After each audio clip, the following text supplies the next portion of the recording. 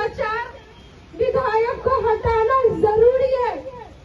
और मुझे पता है कि लालटेन से जिसको मिला है सिंबल, वो हार जाएगी, वो हार जाएगी और जनता फिर से उसी नर्क में रहेगी जो 15 साल से झेल रही है। उसके जीतने का तो सवाल ही नहीं उठता, उसकी बात ही हम क्यों कर रहे हैं। अगर जीतना होता तो पूर्वे जी, उनके ससुर जी, वो 2010 का भी चुनाव जीतते ना, 2015 का भी चुनाव जीतते ना, लेकिन वो हारे।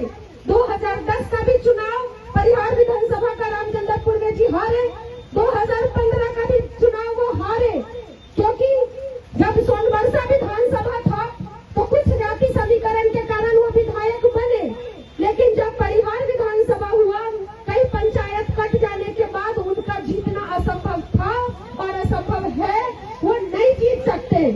अगर वहां से कोई जीत सकता है बीजेपी के अलावा, तो वही जीत सकता है जो जातीय समीकरण की सीमा को तोड़ दिया हो और सबके दिलों में बसने का काम किया हो, बिना जाति पाति धर्म भेदभाव को देखे बिना एक होकर के परिहार के लिए खड़ी रही हो।